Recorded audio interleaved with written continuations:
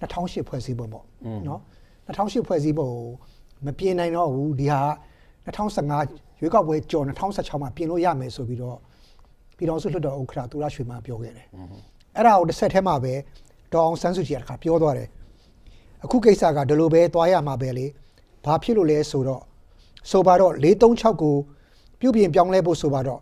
ဆုံးဖြတ်ပြီးဆိုပါတော့436ပြုပြင်ပြောင်းလဲမှုဆုံးဖြတ်ပြီးမှသာလျှင်တချို့ကိစ္စတွေပြောင်းလဲရမယ်အဲ့ဒီဟာတွေကြတော့အခြေအရရောနောက်ပြီးတော့အခုလက်ရှိသွားနေရတဲ့လုပ်ငန်းတွေအရရောဥပဒေအရရောဒီလိုပဲလုပ်ရမှာပဲဒါဥပဒေအရရောတရားဥပဒေပညာရှင်တွေလေ့ကျင့်လို့ရှိရင်ပို့ပြီးကောင်းတယ်ဆိုတော့သူကလည်းဒီ process ကဒီလိုပဲထောက်ခံတယ်ပေါ့ထောက်ခံတယ်ပေါ့ဒီလိုပဲသွားတယ်ဆိုတော့သူပြောသွားတယ်ဘောတူတယ်ဟုတ်မနေ့ကတော့ကျွန်တော်တို့ Facebook မှာဗာတက်လာတယ်RFA မှာဖတ်လဲဆိုတော့88ခေါင်းဆောင်ပုံမင်းကိုနိုင်ရနေပြီးတော့ဒီ2008ဖွဲ့စည်းပုံတော့မပြောင်းဘူးဆိုရင်တော့ဒါလူထုလှုပ်ရှားမှုတွေဖြစ်လာနိုင်တယ်ဆိုပြီးပြောရတာရှိတယ်သတိပေးလာပြီပေါ့နော်အဲ့တော့ဒီကိစ္စနဲ့ပတ်သက်ပြီးတော့ကျွန်တော်တို့ဆွေးနွေးအောင်ကဲဘယ်သူစပြောမလဲဗျာကျွန်တော်ပြောချ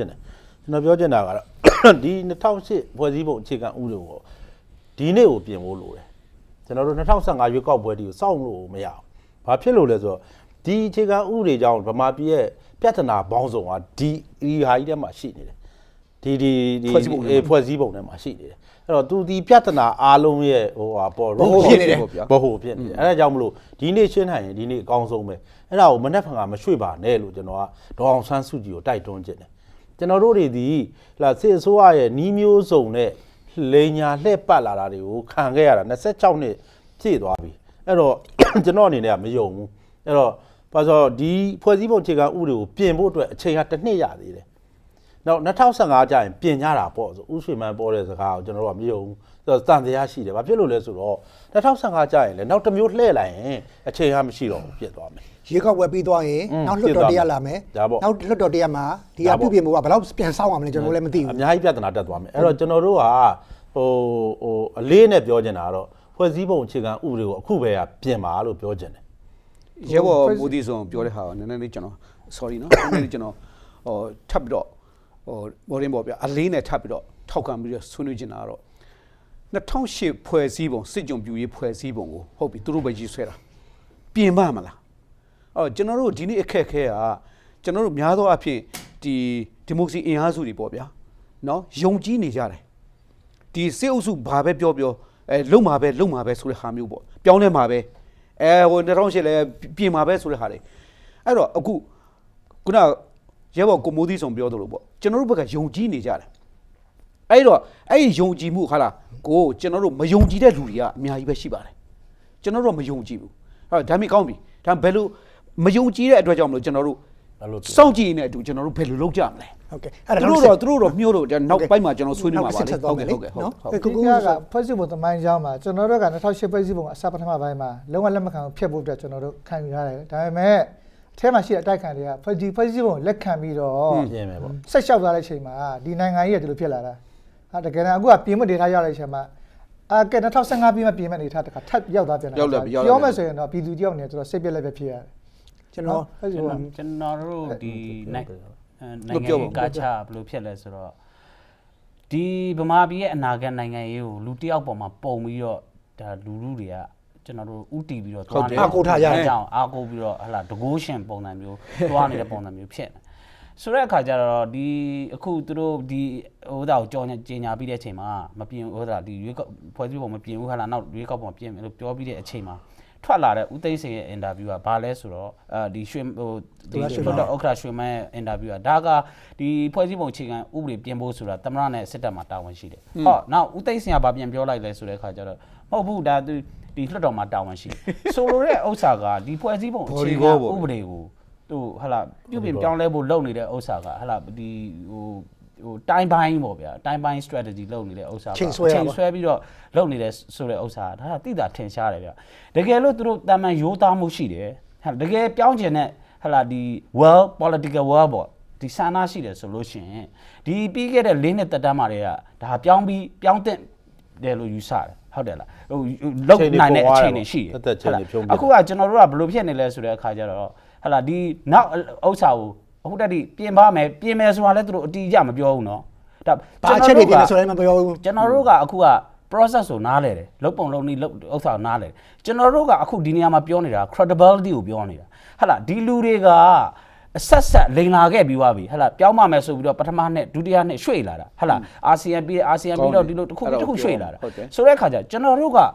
process ကိုနားမလဲတာပြောနေတာမဟုတ်ဘူးကျွန်တော်တို့က credibility ကိုပြောနေတာအဲ့တော့ဒီနေ့အတိုက်ခံဒေါအောင်ဆန်းစုကြည်ဝင်သွားတယ်ဟလာဒီသူကလက်ခံတယ်လို့ပြောတယ်နားလဲတယ်ဒါသူဒီဒေါအောင်ဆန်းစုကြည်ပါတီတယောက်ကဥက္ကဋ္ဌလူထုကိုကိုစားမပြုဘူးဒါနဲ့လူထုကလည်းလူထုအလုပ်ကိုလူထုဆက်လုပ်ရမှာပဲအဲ့ဒါကျွန်တော်တို့လူထုကဘာဖြစ်နေလဲဆိုတဲ့ဥစ္စာကြတော့ဒီအချိန်ဆွဲပြီးတော့တွားနေတဲ့ဥစ္စာကိုကျွန်တော်တို့က credibility မရှိတော့ဘူးဟုတ်လားဒီသူတို့အခုပြစစ်တပ်ကလွှတ်တော်မှာ25ရာခိုင်နှုန်းရှိတယ်အစိုးရကစစ်တပ်ကဟလာလွှတ်တော်ကလည်းစစ်တပ်ကတန်တမန်တွေအကုန်လုံးကလည်းနိုင်ငံခြားမှာခန့်ထားတဲ့တန်တမန်တွေအကုန်လုံးကလည်းစစ်တပ်ကဒီလူတွေကပြင်ကျင်တဲ့ဆန္ဒ political will ရှိလို့ရှိရင်ပြင်လို့ရတယ်ဒီရွေးကောက်ပွဲကိုစောင့်နေရမလို့အဲ့တော့ကျွန်တော်တို့ကတော့အခုကတော့ပြက်တ line ချရတော့မယ်ဟုတ်လားအဲ့တော့ကျွန်တော်တို့ကလူတယောက်လူပုဂ္ဂိုလ်တယောက်အတွက်ကိုကျွန်တော်တို့ UTV တိုက်လို့မရတော့ကျွန်တော်တို့ကစနစ်ကိုတိုက်ရမှာအဲ့တော့လူတယောက်နဲ့ဟုတ်လားဒီပြန်လဲတစ်မြတ်ရေးလောက်ထားဒီလူမရှိဘလို့လောက်မယ်အစပြန်လောက်ရမယ်ကဲဒေါအောင်ဆန်းစစ်ကြီးမနေ့ပြန်သိသွားတယ်ဘလို့လောက်ဒီယုံကြည်မှုတွေဘယ်သူနဲ့ပြန်တိဆောက်မှာလဲအဲ့တော့ကျွန်တော်တို့ကဒေါအောင်ဆန်းစုကြည်ကိုဗဟိုပြုပြီးတော့တွားလို့မရတော့ဘူးဒါကိုကျွန်တော်ထောက်ပြခြင်း ကျွန်တော်တစ်ချက်လေးမေးချင်တယ်ဒေါအောင်ဆန်းစုကြည်ကြားပြရွေးကောက်ပွဲဝင်ပြီးတော့ဟလာလွှတ်တော်တွေကိုဝင်တဲ့အခါမှာဝင်ကနေမှသူချက်သုံးချက်ပြောသွားတယ်နော်နံပါတ်1အချက်ကငြိမ်းချမ်းရေးလုပ်မယ်နောက်ကပြီးတဲ့ခါကျတော့တရားဥပဒေစိုးမိုးရေးလုပ်မယ်ဖွဲ့စည်းပုံပြင်မယ်ဆိုပြီးတော့သူ3ချက်ကိုပြောသွားတယ်နော်အဲ့ဒီ3ချက်ကကျွန်တော်ဒီနေ့ဒီချိန်မှာဘယ်တိုင်းထာတွေအောင်မြင်နေခဲ့ပြီလဲဘလို့အခြေအနေရှိပြီလဲချက်တော့နည်းနည်းတော့ပြောပါအောင်ကဲပြည်တွင်းငြိမ်းချမ်းရေးကိစ္စဘလို့ရှိချင်နေရှိနေ ငြိမ်းချမ်းရေးရောအခု3ချက်သလုံးကဘာတစ်ခုမှမရ ဘာမရသေးဘူး ဆိုတော့ပြည်တွင်းငြိမ်းချမ်းရေးလည်းမဖြစ်ဘူးတရားဥပဒေစိုးမိုးမှုလည်းမဖြစ်ဘူးဘာမှဖြစ်ဘူး အဲ့ဒါဘာလဲဆိုလို့ရှိရင်စီအုပ်စုကိုပုံပြီးတော့ယုံထားတဲ့ကိစ္စပါဗျာပြောင်းပါပဲပြောင်းပါပဲဆိုတော့ ပြောရပြန်မှတ်မိပါတယ်ကျွန်တော်တို့ဒီရပ်ပက်ရေကောက်ဝင်တဲ့ဟာကြီးကတကယ်အမှားကြီးဆိုကျွန်တော်ထောက်ပြပြီးတယ်။ဘာဖြစ်ရလိုက်နေတာနေရာ43နေရာပေးလိုက်ရတာဖွဲ့စည်းပုံ2008ဖွဲ့စည်းပုံကိုကျွန်တော်တို့ကထောက်ခံလိုက်ပါပြီဆိုတဲ့သဘောရောက်သွားတယ်90ရွေးကောက်ပွဲရလာ2010ရွေးကောက်ပွဲကြီးရတယ်တရားဝင်ဖြစ်သွားတယ်90 election လည်းပြက်ပြဲသွားတယ် အဲ့ဖြစ်တဲ့ခါကျတော့ကျွန်တော်တို့အခုချိန်ဖွဲ့စည်းပုံပြင်ဆင်ရေးပြန်သွားတဲ့ခါကျတော့ process ကပိုပြီးအခက်အခဲနည်းနည်းသွားတယ်ရှင်းပြောရင်ဒီစစ်ဆိုးရကသူလိန်ရင်းတဲ့အကွက်တွေကျွန်တော်ဝင်သွားတယ်ပိုပြီးတော့ထပ်ပြီးလိန်နဲ့ပြင်အောင်အခုချိန်လိန်နဲ့ပို့ဆိုးပြီးတော့မိုက်ရိုင်းလာတဲ့စစ်ရှိလာတယ်မပြင်ဘူးကမလုပ်ကြံလုပ်တယ်ရှင်းရှင်းမပြောတာအခုကစစ်ဆိုးကပြောတယ်ရှင်းရှင်းလေးပဲလုံးဝမပြင်ဘူးကျွန်တော်တိုက်လည်းမတိုက်ဘူးဒါပဲရှိတော့တယ်ကြံတယ်ဘာမှမစင်စားနဲ့ဖွဲ့စုံပြင်နေနောက်15ရီပြီးမှပြင်နေပါမစင်စားနဲ့တော့လိန်နေတာဒါအကုန်လုံးဒါကျွန်တော်ပြောင်းပြောရလိန်နေတာ အဲ့တော့ဒီကျွန်တော်ခုနဆိုလို့ပေါ့ဒီအခုကျွန်တော်တို့ရဲ့ဖြစ်စဉ်ပေါ့နိုင်ငံရေးဖြစ်စဉ်ပေါ့ဖြစ်စဉ်ကတမိုင်းတကွေ့ကိုရောက်လာပြီအဲ့တော့ကျွန်တော်တို့ကဒီတကိုးရှင်တွေဟဲ့လားဒီဘိုးကက်တင်ရှင်တွေတကိုးရှင်တွေလူတူးပုံကိုတူးပေါ်မှာယုံကြည်ပြီးတော့ကျွန်တော်တို့နိုင်ငံရေးလုံးဟိုတော့သွားလို့ပြည်ပြောင်းလဲလုပ်လို့မရဘူးအဲ့တော့ကျွန်တော်တို့ခုနပြောသလိုပ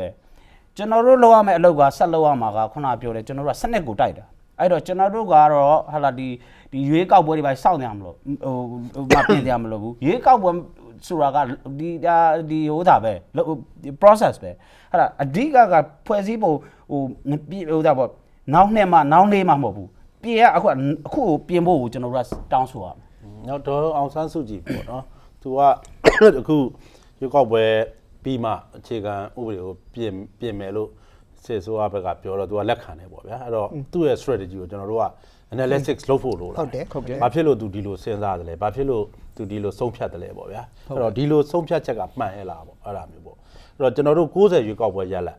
အဲ့ဒါကြီးကလည်းကျွန်တော်တို့ပြက်ပြဲသွားတယ်အဲ့တော့အဲ့ဒါကြီးကလည်းအတုံးမဝင်တော့ဘူးပေါ့ဒေါအောင်ဆန်းစုကြည်ဖျက်သိမ်းလိုက်တယ်ဖျက်သိမ်းလိုက်တော့60ရွေးကောက်ပွဲရလက်နဲ့ရထားတဲ့အမတ်တွေရောလူတွေရောဒုက္ခရောက်တာတွေလည်းကိစ္စကပြတ်သွားအောင်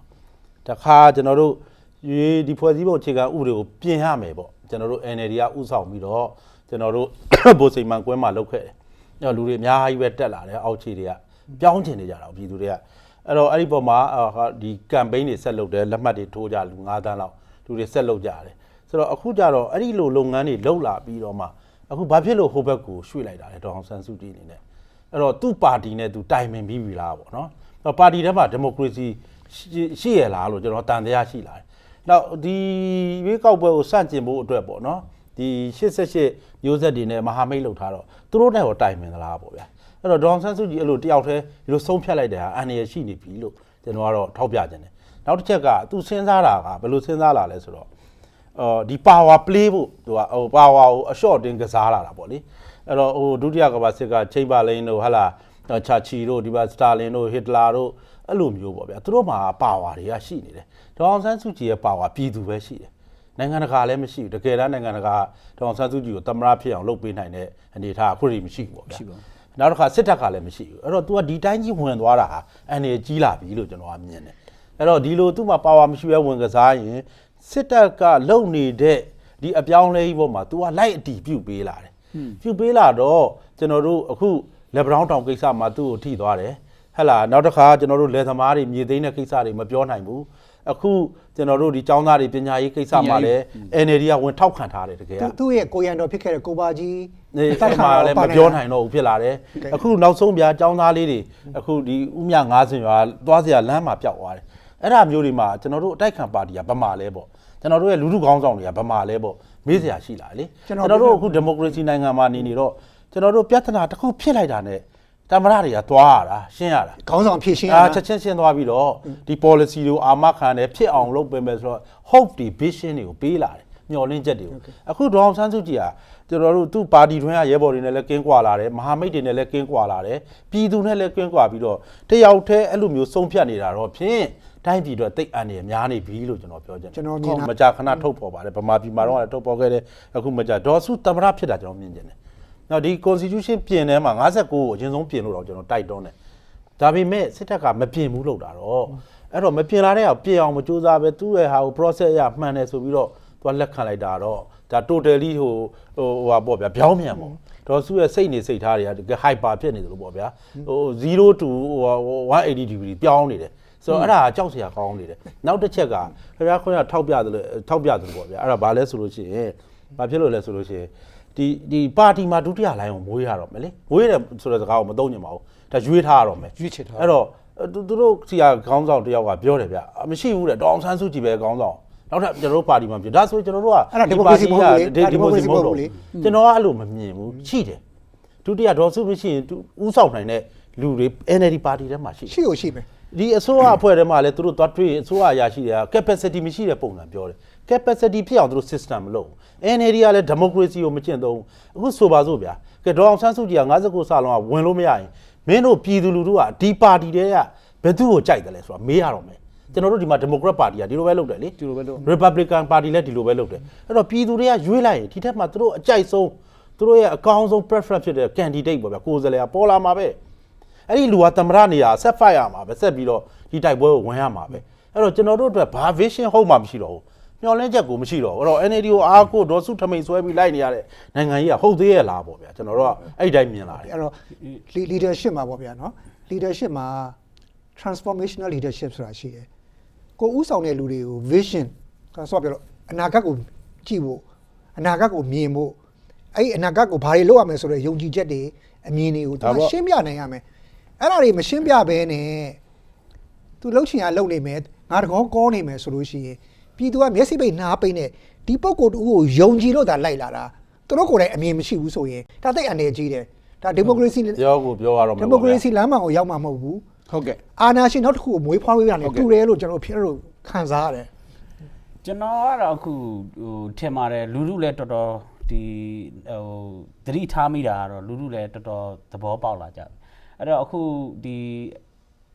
NLD ရှိမယ်ဒီဟာလာကြံ့ခိုင်ဖွံ့ဖြိုးရေးပါတီရှိမယ်ဒီပါတီနှစ်ခုစလုံးမကြိုက်ဖ ೇನೆ အပြင်မှာနေတဲ့လူလက်တန်းသားလူငယ်တွေအများကြီးရှိတယ်အဲ့တော့ဒီလူလက်တန်းသားလူငယ်ခေါင်းဆောင်တွေလည်းအများကြီးရှိတယ်တချို့ဆိုလို့ရှိရင်ဟာလာဒီအမေရိကတို့ဘာမှကြောင်းပြီးလာတဲ့လူတွေအများကြီးရှိတယ်အဲ့ဒါဘာလဲဆိုတဲ့အခါကျတော့ဒီဒေါ်အောင်ဆန်းစုကြည်ဒီနောက်အခုအသက်80ရှိပြီနောက်10နဲ့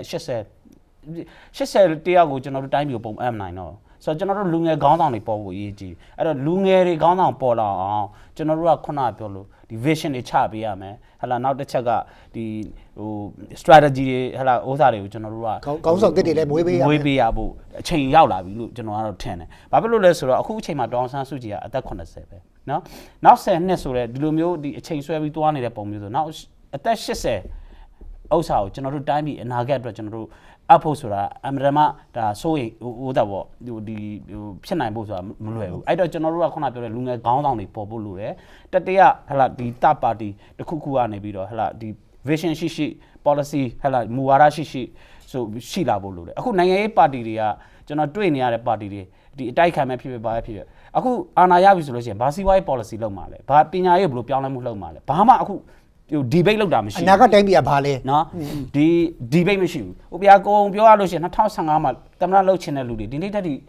ဘာမှ debate လာမလုပ်သေးဘူးဆိုတဲ့အခါကျလူတို့ကဘယ်သူ့ကိုပေးရမှာလဲအထီးတာအမလားဘယ်သူ့ကိုပေးရမှာလဲဆိုအခုတက်ဒီမသိသေးဒီဥစ္စာကမှားနေတာဗျနော်အဲ့ဥစ္စာမှားနေတယ်ဆိုတဲ့အခါကျဒါမှမဟုတ်ကျွန်တော်ကတော့လူထုကိုတိုက်တွန်းတာကဟာလာဒီနိုင်ငံရေးဖြစ်စမဲ့ဖြစ်ရွေးကောက်ပွဲမှာဖြစ်ဟာလာတကယ်တမ်းလူထုဘက်ကရက်တီမဲ့ခေါင်းဆောင်တွေရွေးချယ်ပါလို့ကျွန်တော်ကတိုက်တွန်းခြင်းဒါပဲ ကျွန်တော်တို့စကားဝိုင်းလေးနဲ့လေးအခြေချသွားပြီ